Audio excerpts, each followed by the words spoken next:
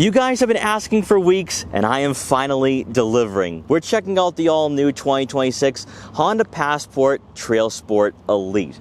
Now, about a month ago, we checked out the RTL. You guys love that feature, but wanted me to come down and check out a more rugged trim that is capable, versatile, and off-road tuned. Because the RTL is very family-friendly, but probably wouldn't be the ideal choice if you are an avid adventurer. But with the TrailSport Elite, that might be a completely different proposition.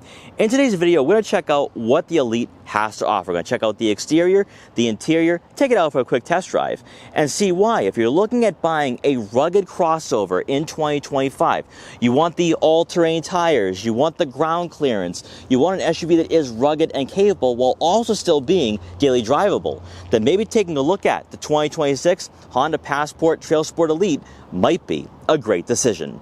Now, before we get in this video, I want to give a huge shout and thank you to Atamian Honda here in Tewksbury, Massachusetts for letting me come down here to check out the Honda Passport TrailSport Elite.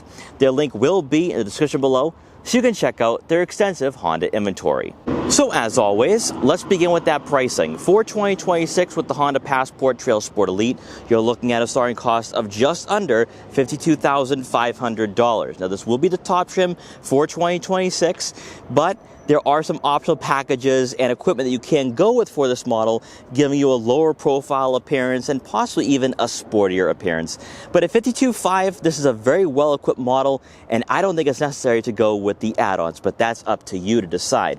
Now, for a lot of you, though, you're probably saying, all right, at $52,500, what is this model going to give me in regards to the mechanical components? Because I know that I'm going to get an SUV that feels upscale and refined with this being a top trim, but I want to go off-road. So what does this model offer? Well, you are going to have off-road tuned suspension, giving you 8.3 inches of ground clearance, which isn't class-leading, but should be more than enough to take on winter road conditions and also other elements throughout the year.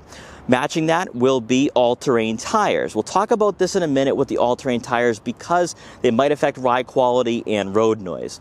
And then also you will have skid plates. Those three features right there is what sets the TrailSport apart from the RTL that we had featured about a month ago. So the RTL is more family-friendly and more dailyable. However, I think that with the TrailSport, it's still going to be a solid daily driver and adventure vehicle.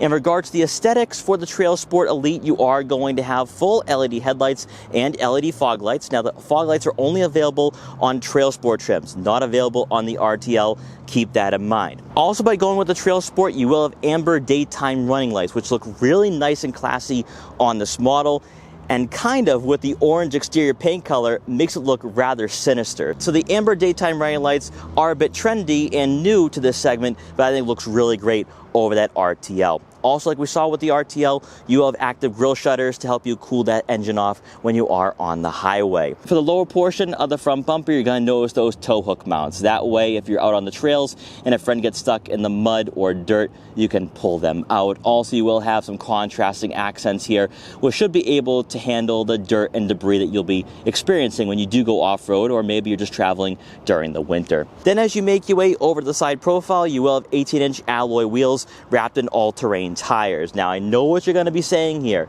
I prefer the RTL. I wish Honda would give us an RTL with a pano roof so I don't have to go with the TrailSport because I don't want to deal with the all-terrain tires. Well, the all-terrain tires are not going to be as audible as other vehicles in this segment. I think you can lay those concerns to rest because what you have here with the Passport is a vehicle that is built on a great platform, giving you a lot of refinement and interior insulation. Now, also with this vehicle, you will have gloss black side mirror caps with turn signal indicators to go along with blind spot detection for added safety. And what I really love here, it's a small little touch, is the gloss black door handles matching those side mirror caps. Now, one thing I also want to point out here with the Passport is that you're not going to have that cladding caked on there. Yes, it's there, but it's not like some manufacturers out there that have really bought into the rugged and off-road look. So it still looks pretty nice on the roadways and on the pavement, more importantly. As you make your way around to the back here for the Passport TrailSport, you're going to notice that trailer hitch. Now, with the Passport, you will have a towing capacity of right around 5,000 pounds, which should be more than enough when you are towing a small boat or RV. Aesthetically speaking, you will have the LED taillights like we saw on the RTL RTL, the Passport badge stamped out on the tailgate. Again, very classy and very trendy in this market. For the Honda badge, it's going to be outlined by gloss black trim, and you will have that TrailSport badge, of course, letting you know this is not your average everyday Passport. For the lower portion of the rear bumper, you're going to have the exact same look as up front with the cladding and the contrasting accents. And lastly, you will have the exhaust outlets tucked beneath the bumper for that cleaner appearance. And while we're taking a look at the rear fascia, might as well check out the cargo area once again for the 2026 Passport. With the Elite, you are going to receive a power liftgate, and inside, behind the second row seat, you're looking at right on 44 cubic feet of room, which is slightly better than last generation. Now, at 44 cubic feet of room, this is very practical, especially for a two-row SUV in this market, and that is one of the reasons why, if you're someone who likes what the CR-V is offering, but you're looking for an upgrade, you don't necessarily have to go with the Pilot. You can go with the Passport if you don't need that third row. You'll be able to store tons of luggage back here if you are going on a road trip with the family, maybe skiing and snowboarding during the winter. On top of that, on both sides of the rear cargo area, you're going to have some cubbies for some smaller items, maybe a couple water bottles, car detail equipment, or maybe even a first aid kit. But it gets even better if practicality is the only thing on your mind here if you are looking at buying an SUV this year, is that beneath the cargo floor, one, you are going to have a spare tire, so if you encounter a flat on those road trips or travels, you can fix that and be back on the road. But then next to that spare tire is another storage compartment where you could probably store another bag or two or electronics if you leave this vehicle unattended for a while. And then once you lower the second row seat, you're looking at right around 84 cubic feet of room, which is very good for a vehicle in this market. So if you're looking for the intangibles out of the Passport while also having a mix of off-road capability, that's where the TrailSport, whether it's a TrailSport or TrailSport Elite, is going to be a better choice over that RTL. Taking a very brief look under the hood for the 2026 Honda Passport TrailSport Elite, you are going to receive a 3.5-liter naturally aspirated V6 engine, producing 285 horsepower and 262 pound-feet of torque. It is paired with a 10-speed automatic transmission. This engine and transmission will be found in all trims for 2026, and this is a solid, very solid powertrain when you are comparing it to those Turbo 4s that are now making its way into many rivals in this segment and price range. Now you're probably wondering, what about those 0 to 60 times though? Because 285 horsepower isn't really a lot in today's market, and we have become desensitized to those numbers, but you're looking at right around 6.5 seconds, which really isn't too bad for an SUV of this size, considering what we have here under the hood for this model. Now, more importantly though, is going to be that fuel economy. You're looking at right around 18 miles per gallon in the city and 23 miles per gallon on the highway. Now, that isn't going to be the best in this segment, but when you're comparing to some models here in this market, even models with Turbo 4s, actually falls right in line with those vehicles. But to round off everything here mechanically for the 2026 Passport is the fact you have all-wheel drive coming standard, which pairs up very well with the all-terrain tires, off-road to suspension, the 8.3 inches of ground clearance, making this a great year-round daily driver and versatile daily driver, more importantly. Hopping inside the TrailSport Elite, you're greeted by power-adjustable, heated and ventilated perforated leather trimmed seats for both the driver and passenger, with the driver's side having 2-position memory for added convenience. Now, for 2026 with this trim, you can go with 3 different color options for the interior, and I actually really like the brown leather that is available for this model. And actually, Atamian Honda does have one on inventory, but with the orange exterior, I just couldn't pass this one up. With the black leather, we have orange contrasting stitching, which goes very well with this model's theme, with the TrailSport badge being orange as well. And the TrailSport badge will be stamped out on the headrest, which is pretty trendy in this market for rugged trims. In regards to comfort for these seats, they actually provide a lot of support and bolstering, which I'm a bit surprised by, because for a lot of vehicles in this market, they're not going to be sports tuned, and even the off-road worthy vehicles are not going to have that bolstering. But if you are going off-road or taking on the elements or going on some winding back roads, you probably won't be swinging around too much in these seats depending on your body frame. Also, the cushioning is very good as well. well. And with the upholstery, it does feel somewhat luxury-like, which is important for a vehicle that is climbing towards $60,000. In front of you will be a leather-wrapped steering wheel, which is heated, by the way. No aggressive 10 and 2 positions, but you are going to have firm 9 and 3 grips, and there will be paddle shifters to rotate the gears yourself with that 10-speed automatic transmission. So this does give you a higher quality feel being behind the wheel of this model. In front of you will be a full digital gauge cluster, and we've seen this throughout the entire Honda lineup. And on the steering wheel will be dials for both sides of the steering wheel to control what you see from this screen. You can customize it, you can customize the layout and find the right balance for you. On the right side will be mostly all important statistics, such as your fuel economy statistics, your speed and time, your navigation system. So like we saw with the RTL, you can display Google Maps on this screen. I love that touch because you don't typically find that out of mainstream manufacturers. It's usually only reserved for luxury brands. You also have your driver attention level, all-wheel drive torque distribution, pitch and roll, seatbelt reminder, your maintenance, your tire pressure monitoring system, safety and support, and then also from here you can adjust the brightness of this screen. So a lot to scroll through here. You can go through all this on your own time and at your own discretion. On the left side of the screen is primarily for your radio system and also your Bluetooth connectivity. So from here, you can scroll through your USB, Bluetooth, Apple CarPlay, Android Auto, Alexa. You can also customize display as well. So very straightforward and intuitive, which is pretty nice here for a vehicle at around $55,000. Now, taking a look at the infotainment system, you are going to receive Google-based software here. So just like I mentioned before, Apple CarPlay, Android Auto, that is wireless connectivity, by the way.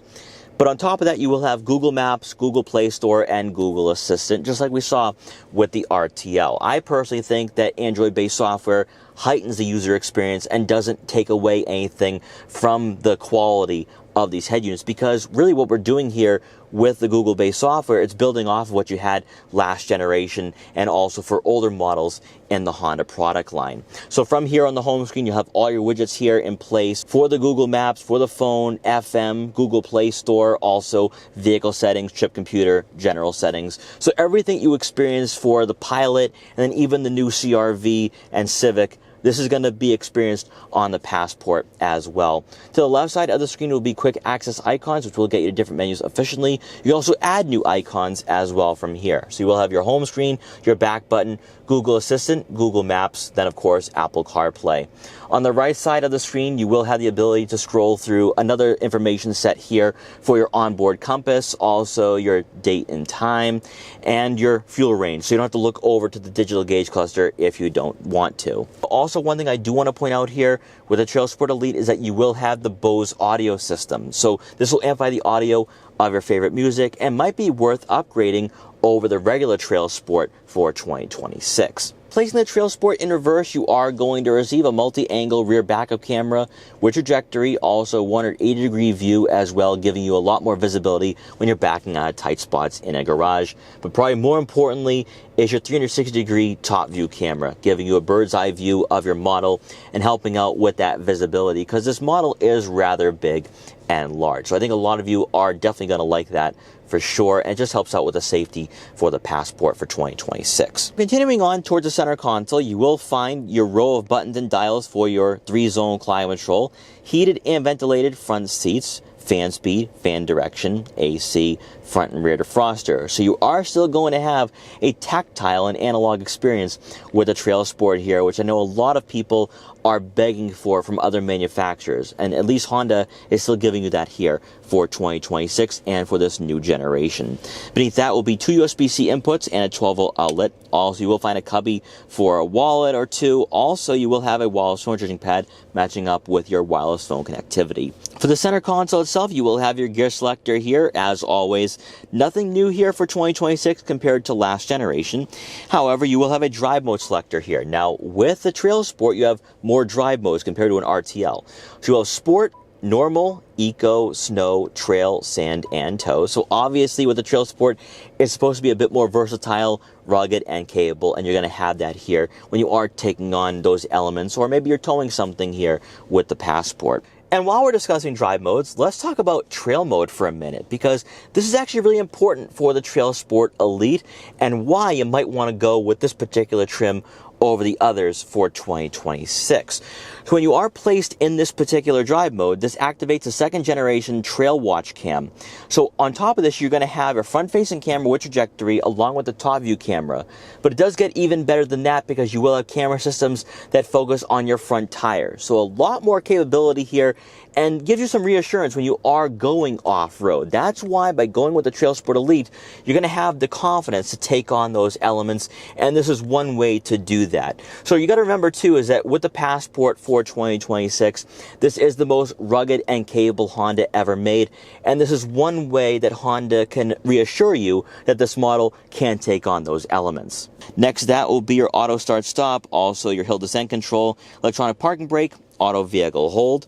For the center storage compartment, it is rather deep here for some smaller items, maybe a couple water bottles or two, and obviously you can have some smaller tech gadgets as well.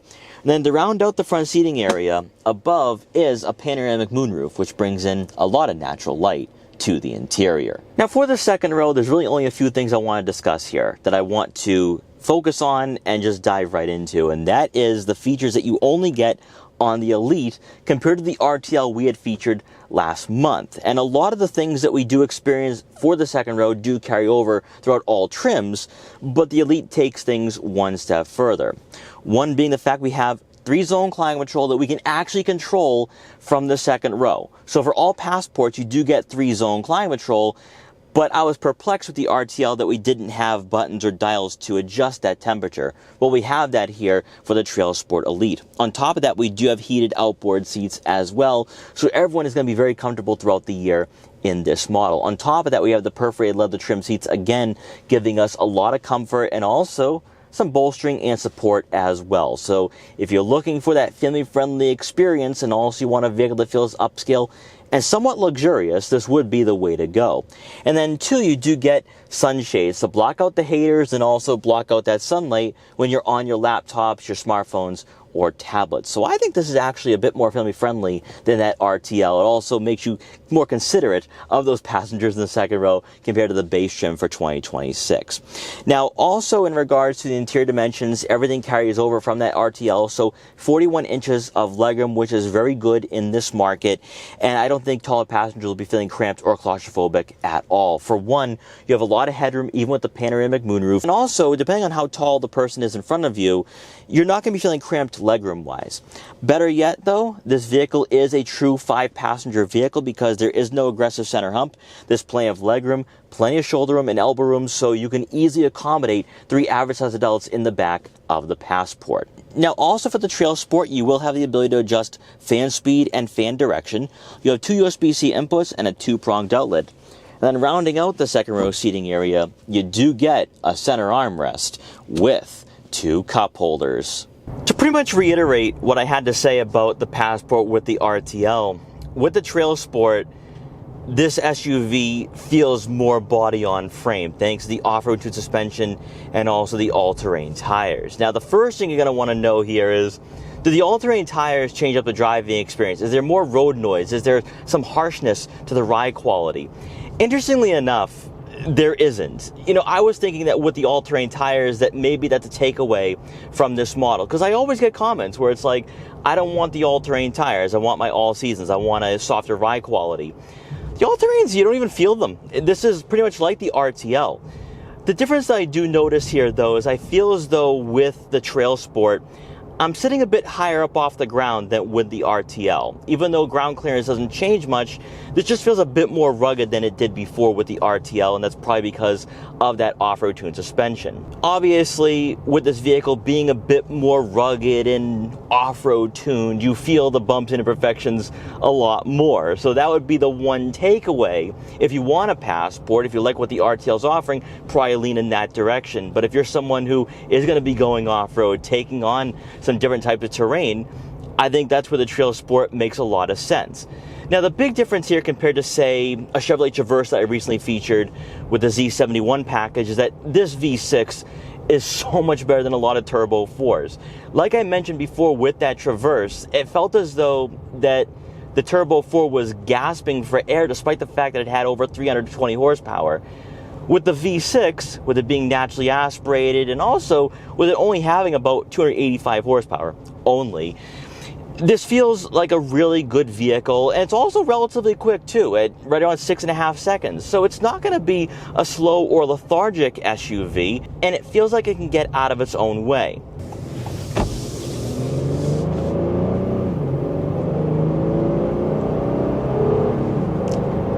I really love the growl of this V6.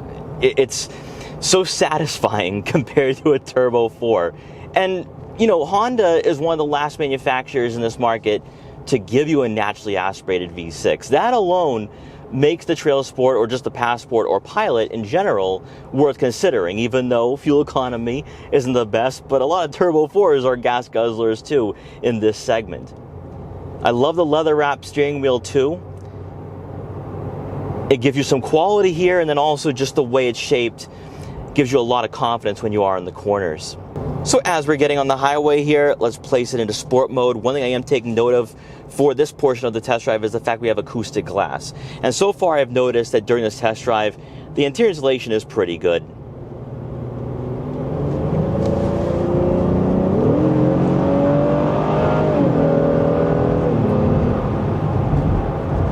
The throttle response is pretty good in sport. And as I just demonstrated there, you can safely merge onto the highway.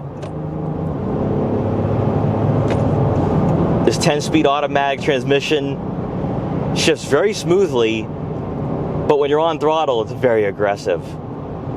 Now at highway speeds, again, interior insulation is pretty shocking because factor in the all-terrain tires. Now I understand this is a top trim, so the materials that Honda's using is probably going to be a lot better than what you're going to have in the RTL, but still, for a boxy SUV like this, that doesn't have a lower center of gravity, that isn't meant to be a sports crossover,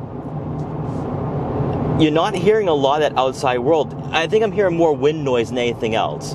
There's not a lot of noise coming from those tires, which that might be saying a lot for the tires that we have here today. But still though, I like the fact that it feels agile, it's quick, it can get out of its own way, this doesn't feel heavy. And that is something that I kind of didn't feel with the Traverse with that Turbo 4. Not to say that it was slow or lethargic getting on the highway or passing slower drivers, it's just that this V6 feels a lot more competent. And I think you're going to notice that for a lot of vehicles in this market. Now, I know a lot of you have been asking for a 4Runner review. Hopefully I can get my hands on one of them because availability has been quite scarce. And with that Turbo 4, you know, that's a step back from the V6 from the prior generation. So for a lot of you who are looking for more of that purist experience out of a model like this, you're looking for an old school experience, the V6 is going to be a welcomed addition, or really a welcomed return for this model and generation. And we'll do one more loop onto the highway and see what the handling is like here. Sport mode does add some weight. There is some engagement and a little bit of feedback. I'm actually a bit impressed with the fact this vehicle doesn't feel too top heavy either. Now there's some body roll, but a lot of SUVs in this market, they don't corner very well. And that's one thing that I'm not noticing here with the Passport. But it does have a nice composure on the roadways, and refinement is pretty good here. Because I was expecting with the off-road suspension, the all-terrain tires, this would feel a bit more body on frame, would feel rugged.